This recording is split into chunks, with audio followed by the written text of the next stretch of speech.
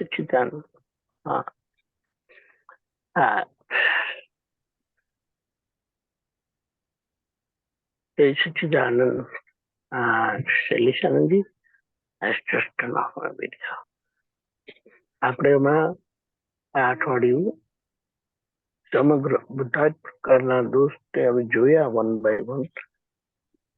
સ્થૂળ, સૂક્ષ્મ, સૂક્ષ્મતર અને સૂક્ષ્મતમ અને એના સંબંધિત થતી અથડામણોને જોઈ આપણે. તો હવે આપણે કમ્બાઈન સ્થૂળ, સૂક્ષ્મતર ને સૂક્ષ્મતમ ને કલેક્ટિવલી જોવા માટે ગોઠવણી કરી. તો એમાં કેવી રીતે ગોઠવણી કરાય કે એને થોડુંક ઇલેબોરેટ કરો ને. જય સચ્ચિદાનંદ. જય સચ્ચિદાનંદ. તો હું શુદ્ધાત્મા છું. આપણને જે પ્રાપ્ત થયું, રિલેટિવ રિયલનું ડિમાર્કેશન પ્રાપ્ત થયું, પણ મારા જીવાતા જીવનમાં સવારથી સાંજ સુધી ઘણા બધા પ્રકૃતિના કે અંદરના રિલેટિવ પરિણામો એવા હોય કે જ્યાં હું શુદ્ધાત્મા ભાવે રહી ના શકું. એટલે તન્મયતા જે વાત કરી, અથવા તો વાદળું છવાયું. એટલે વાદળું છવાયું એટલે શું? તો કે મૂળ જ્ઞાન, મૂળ દર્શન બધું છે ખરું, પણ પ્રકૃતિના પરિણામો જોર કરી રહ્યા છે, અસર કરી રહ્યા છે. હવે ભૂલ જેમ જેમ ભાંગતી જાય છે એમ આગળ આગળના લેયર્સ એને દેખાતા જતા હોય છે. એટલે પહેલામાં પહેલું તમારે એ જ જોવાનું છે કે કયા પરિણામોમાં મારાથી બોલો, મેં મ્યુટ કરી દીધું એમને. કયા પરિણામોમાં મારાથી શુદ્ધાત્મા સ્વભાવમાં રહેવાતું નથી, મારા મૂળ જ્ઞાનમાં, વિજ્ઞાનમાં રહેવાતું નથી. એ બધા મેજર ભૂલના સંજોગો. કેમ? તો કે એનો ફોર્સ એટલો બધો છે કે એકવાર મને મારા મૂળ અજવાળાને થોડોક સમય માટે આવરી દે છે. હવે દરેકને પોતાના જુદા જુદા ઉદય લેવલ્સ હોય છે, એટલે પોતપોતાની ફાઇલ એકના કોન્ટેક્સમાં ભૂલો જુએ છે. ક્યારેક વાણીની ભૂલોના ધક્કા હોય છે, બીજાની વાણીની અસરના ભૂલના ધક્કા હોય છે, ક્યાંક અભિપ્રાયના ધક્કા હોય છે, ક્યાંક નોંધોના ધક્કા હોય, ક્યાંક આગ્રહના હોય, ક્યાંક પકડના હોય, ક્યાંક ખેંચના હોય. આ બધા અરસપરસના વ્યવહારની વાતો કરી આપણે. બીજી લેવલમાં હું જોઉં છું ત્યારે પ્રત્યેક વ્યવહાર એટલે કે મન, વાણી, કાયાના પરિણામો જે મને ઉત્પન્ન થઈ રહ્યા છે, બીજું કોઈ સામે હોય ખરું, ના પણ હોય, એ બધામાં કેટલોક ભાગ સહજ હોય, પણ મોટા ભાગનો ભાગ અંદર કઈ ને કઈ ડિસ્ચાર્જ કસાયો વાળો હોય છે. રજનીભાઈ સાહેબ જે કહે છે ને કે ભાઈ કોઈક પ્રસંગમાં મને સૂક્ષ્મ માન દેખાય ને, કોઈક પ્રસંગમાં લોભ દેખાય ને, કોઈક પ્રસંગમાં બીજું દેખાય. તો જેમ જેમ હું જોતો જાઉં તેમ ખબર પડે કે આ ઉકલતા પરિણામોમાં અંદર શું પડ્યું છે, શું ભાગ ભજવી રહ્યું છે. અને આગળ જોઉં ત્યારે મને એ ખાસ તો દેખાય છે કે અંતસ્કરણથી હું કેટલો છૂટો રહી શકું છું કે નથી રહી શકતો. ને એમાં પણ મુખ્ય ભાગ ચિત્તનો છે કે આખો દિવસ ચિત્ત શુદ્ધ ચિત્તમાં, શુદ્ધ ઉપયોગમાં કેટલું વપરાય, અને અશુદ્ધ ચિત્ત અથવા ચારિત્ર મોહની અથવા તો બીજો ભાગ કેટલો વપરાય છે. જ્યારે ચિત્તને જોતા શીખી જાય છે, ચિત્તની ઉપર એનું ફોકસ રહે છે, તો પછી પ્રગતિમાં બહુ ઝડપથી આગળ વધી શકાય, અથવા તો ઝડપથી એને ફાયદો થાય. એટલે મુખ્ય દરેક પોતપોતાની ગોઠવણીમાં જેમ આગળ વધે છે એમ દરેક ખૂણામાં એનું અજવાળું પડ્યા કરે. ક્યારેક નવ કલમના ભંગ સંબંધીએ દેખાય, ક્યારેક આ ચારિત્ર મોહનું ચિત્તે દેખાય, ક્યારેક કશાયનું દેખાય. ખાસ તો વાણી અને બીજાની વાણીની અસરો. ચિત્ત એમાંય જો મિશ્ર ચેતનની જે ગાંઠ છે, એ તો દાદા ભગવાને આપણને આપતો પુત્રોને બી કહ્યું કે આટલો આખો જન્મ બી કાઢી નાખશો તો પણ વાંધો નથી એને, કારણ કે ઠેઠ સુધી એ ગાંઠ ક્યારે ફૂટે ને ક્યારે આપણને લપેટામાં લે. ભલે સ્થૂળમાં ના આવે, પણ સૂક્ષ્મમાં તો એ ગાંઠના ધક્કા વાગ્યા કરે, મનના લેવલ પર, અશુદ્ધ ચિત્તના લેવલ ઉપર, અને ત્રણ વેદના પરમાણુના લેવલ પર. એટલે ઘણો બધો ભાગ છે જ. આમ જુઓ તો આખો દિવસ પ્રકૃતિનો આ પોટલામાંથી શું શું નીકળે છે એને જોતા જાણતા ઘણું બધું. અને બીજી રીતે જુઓ તો જે અસર કરે છે બધો ભૂલ જ વાળો જ ભાગ છે. ભૂલ ના હોય તો અસર થાય નહીં. માટે અસર થાય છે ત્યાં કંઈ ને કંઈ ભૂલ છે. ખાલી ઋણાનુબંધની ભૂલ નથી, પણ પ્રાકૃતિક માન્યતાઓની પણ ભૂલ છે, જ્ઞાનમાંથી ખસવાની ભૂલ છે, જે પણ પ્રકારે ગણો. એટલે ભોગવે તેની ભૂલ સંયોગ સ્વરૂપે તો છે તો જુદી વાત છે, પણ સમજણની જે ભૂલ છે ને એનો જે ભોગવટો છે એ પણ આખી ભૂલનો જ ભાગ છે. એટલે આમ કરતા કરતા મને લાગે છે કે ઘણું બધું. ને છેલ્લે મૂળ ભૂલ ક્યાં છે તો કે ઉપયોગ ચૂક્યા જાણ્યું ત્યાંથી તુર્ત શરૂ કર પ્રતિક્રમણ. ચાલતા વ્યવહારમાં સામે હું શુદ્ધાત્મા નથી જોઈ શકતો, સામે વ્યવસ્થિત કરાવે છે પોતે નથી કરતો એ જોઈ શકતો નથી. આવું તો કેટલું બધું છે. એટલે કે છે ઉપયોગ, આપણે તો અતિક્રમણના પ્રતિક્રમણે નથી થતા હજી. અને દાદા કે છે અમારે તો ઉપયોગ ચુકાયાના પ્રતિક્રમણ હોય. અમને તો ચાલતા વ્યવહારમાં પણ બધી શુદ્ધાત્મા જ દેખાયા કરે, બધી વ્યવસ્થિત શક્તિ જ દેખાયા કરે. અમને છેલ્લે તત્વદ્રષ્ટિ હોય અમારી.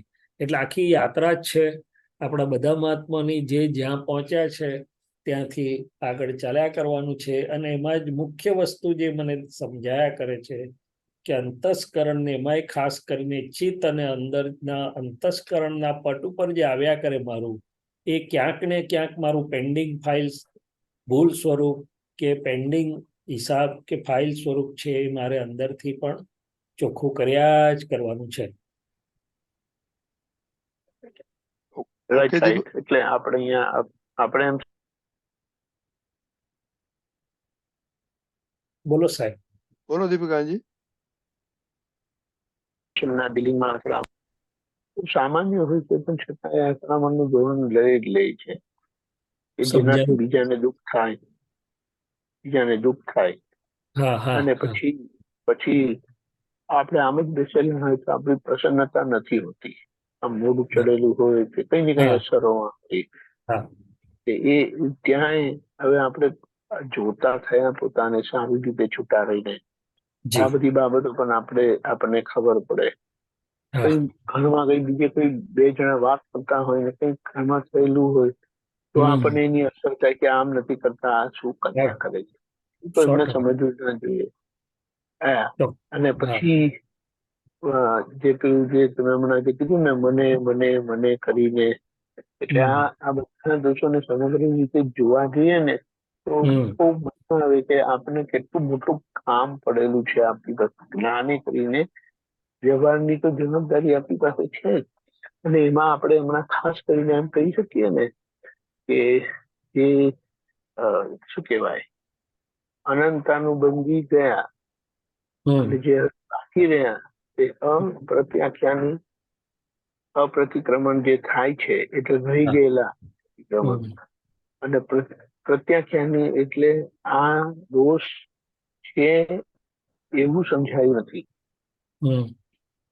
એટલે એ પ્રત્યાખ્યાન તો સમજાશે કે આ દોષ છે ત્યારે એના પર દ્રષ્ટિ જશે, એના પર પ્રતિક્રમણ થશે. જી અને એના પરિણામે છેલ્લો ભાવ આવીને ઉભો રહેશે કે જેમાં પેલું જે સંજ્વલન કરીને કીધું છે ને તે આવશે. સંજોલન બરોબર. એ જાગૃતિ તો છેલ્લા ભાવની છે, એને કોઈ વાત કરવા નથી હોતી. પણ આ જે મુખ્ય છે અપ્રત્યાખ્યાની અને પ્રત્યાખ્યાની, તો એ બે ના પર થોડું ફોકસ કરાવો ને હા જે એટલે રહી ગયેલા પ્રતિક્રમણને આ ભૂલ છે એવું સમજાય છે તે. જી એટલે આપણે અમુક એક બધા જુદી જુદી અપેક્ષાથી વાત કરી રહ્યા હતા, પણ મને એમ સમજાય કે જેમ જેમ પોતે ચોખ્ખું કરતો જાય તેમ તેમ જ એના વિઝનમાં બાકી રહેલા દોષો દેખાય છે. જ્યાં સુધી એને જાડા પડ ક્લિયર નથી કર્યા ત્યાં સુધી નીચેના પાતળા પડો એને દેખાય નહીં. એટલે દાદા ભગવાન આપણી પાસે કરાવતા હતા, અમારી પાસે તો કરાવેલા કે પહેલા આખી જિંદગીના સ્થૂળ દોષો બધા એકબીજાના વ્યવહારમાં થયે ચોખ્ખા કરી દો. સ્થૂળ જાય છે, પછી અંતરસ્કરણમાં જે બધું પડ્યું હોય છે એકમેક માટે અભિપ્રાયો આ તે બધું ચોખ્ખું થાય છે. એ જાય છે પછી પોતાની પ્રકૃતિ અને સામેનાની પ્રકૃતિના ફોટાઓ બધા. તો તમે કીધું એમ કે પ્રતિક્રમણ ક્યારે થાય તો કે દોષ સમજાય તો. દોષ દેખાય એટલે દાદા ભગવાને એવું કહ્યું, દોષ દેખાયો દોષ તરીકે જણાવ્યો એટલે જવા જ માંડે. કારણ કે પ્રજ્ઞા પછી આલોચના, પ્રતિક્રમણ, પ્રત્યાખ્યાન કરાયા વગર રહે નહીં. હમ. પણ બીજી વાત એવી છે કે ખાલી એ આપણે દાદાને યાદ કરીને બોલી ગયા, ભલે હાર્ટેલી બોલી ગયા, ત્યાં પ્રતિક્રમણ પૂરું થતું નથી. એ પ્રતિક્રમણ એટલે અતિક્રમણ જે આધારથી ઉભેલું છે એ અણસમજણને આજની જ્ઞાનની સમજણથી હું પૂરેપૂરી ફેરવી દઉં ત્યારે એ મારું એ પ્રતિક્રમણ પૂરું થાય છે, ત્યારે મારું એ પ્રત્યાખ્યાન યથાર્થ થયેલું ગણાય છે.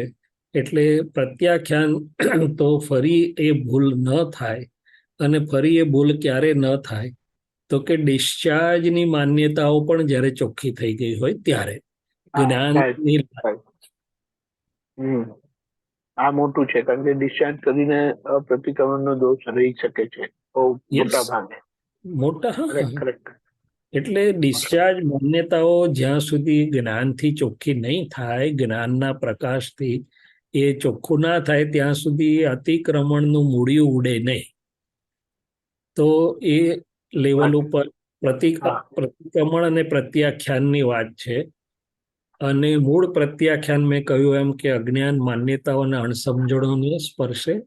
પછી જે આપણે આગળ કહ્યું કે અપ્રત્યાખ્યાન, એટલે હજી તો ભૂલ સમજાયેલી જ નથી. ઘણી બધી ભૂલો તો હજી, કારણ કે ચિત્ત એટલું ફ્રી થાય જ નહીં આ બધા દોષોમાંથી ચોખ્ખું ના થયું એટલે એનું અજવાળું બધા પર, એના બીજા ભાગ ઉપર પડે નહીં.